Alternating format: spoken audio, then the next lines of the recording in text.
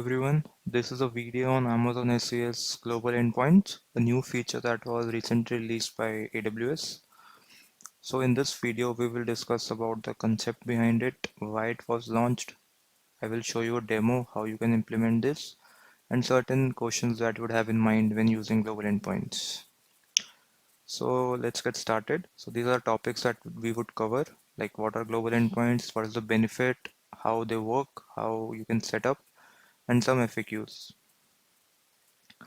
Now, basically, what are global endpoints? So basically, it's a new SES feature that allows customers to distribute their email sending. So why this feature was launched was like, let's say you have an email sending in a specific region that is UST1. And let's say in case, although the region does not go down so easily, but let's say that if the region goes down due to some outage, so your email sending would be stopped. So in order to set up a disaster recovery method, so it gives you an active configuration where you have two regions. One is a primary region, one is a secondary region. Both are set up concurrently, and your email sending is distributed across both the regions. So in case if one region goes down, your email sending would automatically move to the second region. So that is the main gist of this global endpoints. So if you see, it automatically routes traffic to the secondary region to the healthy region if one region experiences degradation. This was launched due to ensure high availability and improve disaster recovery. Now let's move to what are the key components of global endpoints. So basically, when you configure global endpoints, you will get a endpoint ID that you can use to send emails. Like when you send emails, you would have to specify that endpoint email ID. So that is a multi-region endpoint ID that you will see. So then it uses deed, that is deterministic easy DKIM. So basically what is deed is, like, let's say when you set up your SCS in one region, you have to verify the identity, verify the domain identity, you have to create DNS records. Now let's say when you're setting this, so you would also be setting a secondary region. So you do not need to manually add the domain and add the DNS records. So deed will automatically take this and do the steps for you. So basically it simplifies setting up multi-region identities without DNS changes. So what you have to do is you just have to go to your main identity and duplicate it, and the domain would be automatically configured in the second region as well. I will show you in the demo part. Updated SES console is basically there is simple steps how you can duplicate domains, configuration sets, and sending limits. I will show you all these in the demo part, so it will give you a better understanding. Now, readiness check is it basically compares both the primary and secondary regions, like what are differences between those regions, and you can accordingly take actions. So we already discussed what are the key benefits, like automatic failover between regions. If one region fails, it will automatically route to the second region. Improved email sending continuity as you're in two regions. Simplified multi-region configurations due to the help of D that we already discussed. Now, how the global endpoint works, like what you need to do is, so basically first we select a primary region where the endpoint is created, and then we select a secondary region. Then SES creates a multi-region endpoint like that you use while sending emails as an entry point for your emails. Now the global endpoint setup, like this you don't have to do, it automatically synchronizes the key artifacts like sending limits, and basically it will show you like what are the differences, and what you have to do is you just have to click on duplicate identities. So your existing domains will be duplicated from the first region to secondary region. Similarly, you can do that for configuration sets, and similarly you can do that for sending limits. Basically the sending limits should be similar in both the regions, otherwise your sending could get affected. Although not all configurations can get automated like this, so there are certain configurations that you have to do on your own as well. So now once the global endpoint is set, you just have to use the global endpoint ID in the send email API call, which you would be using for sending emails. So SES will automatically route your outbound traffic evenly between both the regions. If one of the regions get impaired, it will transfer all the sending to the secondary region. Now let's move to the global endpoint demo. I will show you how you can use this feature. So let's move to the AWS console. So I'm in the AWS SES console, as you can see, and I'm in the UST1 region. Also, you can see the region from the black top bar here. It would, you can see also. Uh, I have hided that part due to the security credentials, like you can see the username also here. So now let's say I'm in the UST1 region. You can see I already have production mode here. You can see 50,000 sending. So there are two modes, sandbox and production. So I'm in the production mode here. So like I go to my entities, I can see I have one domain verified. It's the testing domain. This I use to send emails. Now you can see a global endpoint at the left hand side is a global endpoint tab.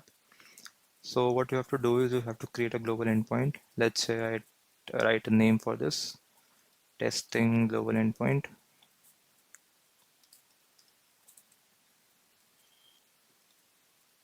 Okay, and the primary region is USTS1 because I am in the USTS1 region. So wherever you create this endpoint, the primary region would be that. Secondary, I can select to a secondary region. Let's say let's select the Asia Pacific Tokyo region. So this would be my secondary region. You will see a warning here that to ensure that global endpoint configuration operates, ensure that the selected region is production access as well. This is because let's say if you are sending limit is 50,000 in the first region, but sending limit is only 200.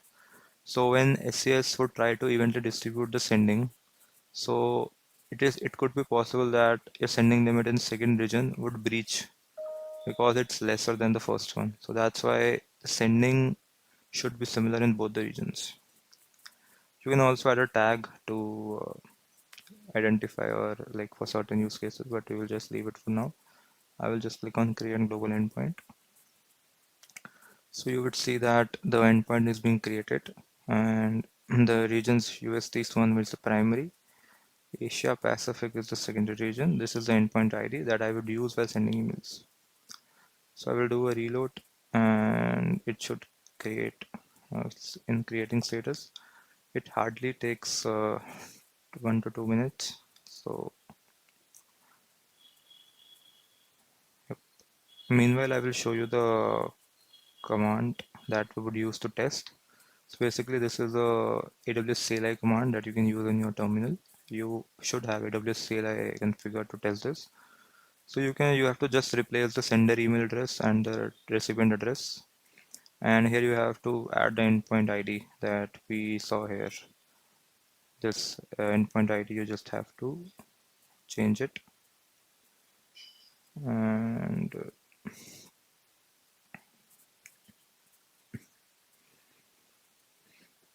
let's wait for a second. Just replace the from into and this value. Let's reload it. Yeah, you see the status has changed to ready. So the endpoint is ready now. When I go inside this endpoint, you will see the details like the name, the endpoint ID that you would use. Primary region is this, secondary is this.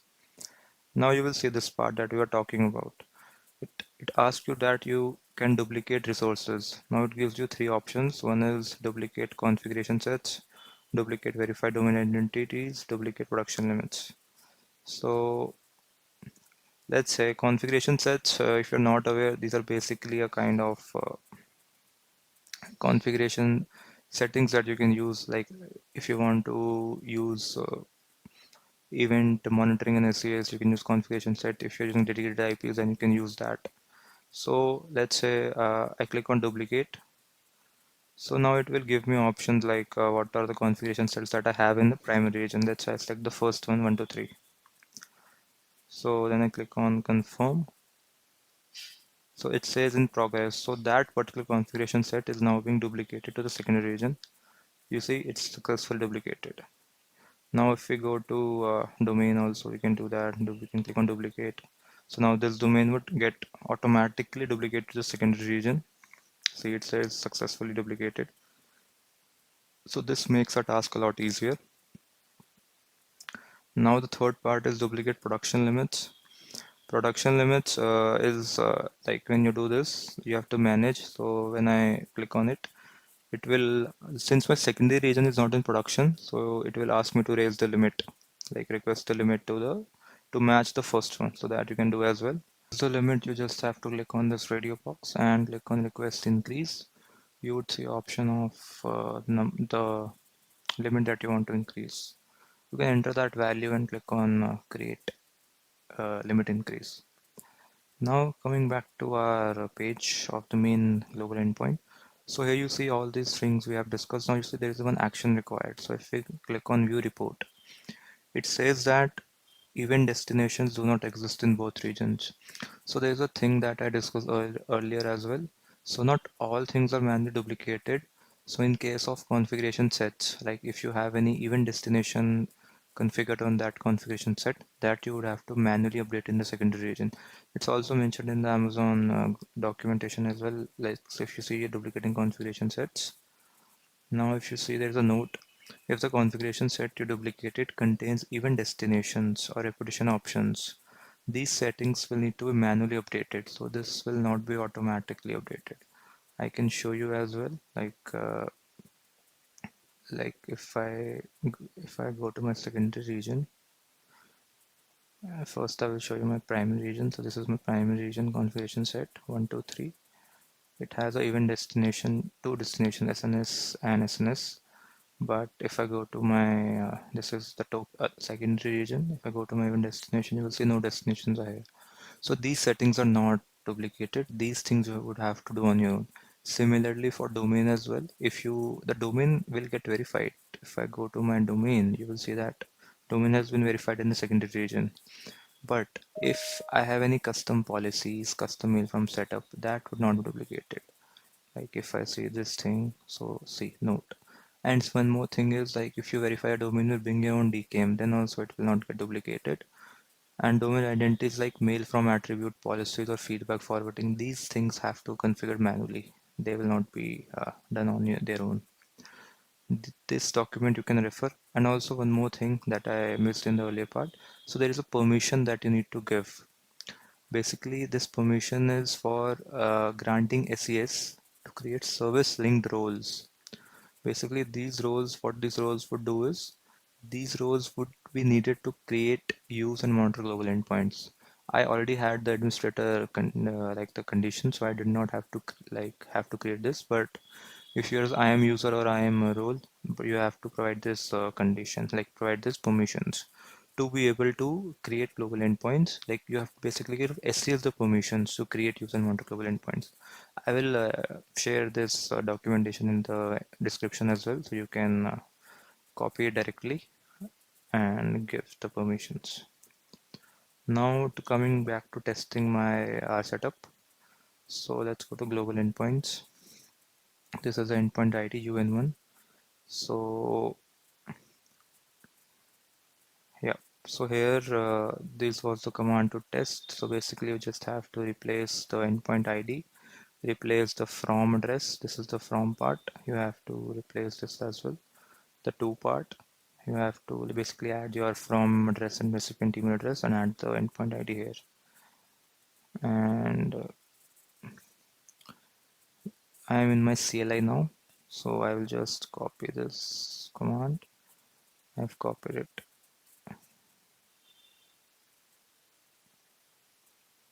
Yeah. So you see a message ID. This message ID basically means that the email has been sent successfully from SES. So this is the basic demo how you can use SES global endpoints. This was for the AWS CLI. If you're using SDK, there is SDK documentation, AWS documentation available. You just have to add the global endpoint ID, this part, depending upon how you're sending emails. I will share that this documentation as well with you. It will help you uh, in following the steps as well. Now there is also a feature of cross-region metrics. If you see, basically what this matrix will tell you is like I have the two regions like USD's one and the secondary region. So how many emails were sent using the first region and how many emails were sent using second region. So we have sent a couple of emails now, but it will take some time to load. So yeah, we can you can look after sending some emails, you can wait for some time and let this matrix reload. So we saw that how you can send emails using global endpoints. Now there are certain FAQs that you would have in mind. Like first question that comes in mind is like, is traffic split evenly among both the regions, secondary and primary? So yes, as per AWS documentation, once the global endpoint is set up, traffic is split evenly between both the primary and secondary regions. So which basically means is that if you're sending 10,000 emails, 5,000 emails go through the first region and 5,000 would go to the second region. So this should be the ideal behavior as per the documentation. Now coming to the second question. So it's that, do we need to verify the domains in the secondary region manually by adding the domain and creating DNS records? So no, as we already discussed previously. So we do not need to verify our domain in the secondary region. You can just use the duplicate option in the global endpoint in the primary region, and using deed, the domain would automatically verify it in the secondary region. Third, are there any additional charges for using global endpoints? So yes, there are additional charges. Basically, for normal emails that you send, the charges are like $0.10 for 1,000 emails sent. But if you use global endpoints, there would be an additional charge of 0.03 per 1,000 emails, which basically means that if you send 1,000 emails, the total charge would now be $0.10 plus $0.03 as well. And data transfer charge is something for attachments as like for sending data. So you can refer to this pricing document for more details, but using global data endpoints would incur extra charges. Fourth, that it is possible to set multiple secondary regions for global endpoints. So that is not possible as of now. You can only have one primary region and one secondary region. You cannot have multiple secondary regions. Moving to question number 5. Let's say if you're already using SES, you would be aware that your sending can get paused due to high bounce or complaint rate. So the query is that if a sending gets paused if in one region due to high bounce or complaint rate, will the sending be shifted to the secondary region? So that answer is no, because this is a compliance issue. Like your sending has been paused due to some issue with your sending, because your sending is same, like you're just distributing it across both the regions. So if emails are getting bounced in one region, which basically means that it would also get bounced in secondary region. However, the global endpoint feature was used to enhance the disaster recovery. So the traffic will only get transferred if there is a if the region gets down. Otherwise, it will evenly distribute. However, if your sending gets paused in one region, then you won't be able to send emails in second region as well. Question number 6, will the second region be used in case of outage, or will the email still go through both regions if we have configured global endpoints? So as per our discussion, the last question, once you have configured global endpoints, your emails will evenly distribute. And in case of outage, all the emails would shift automatically to the secondary region.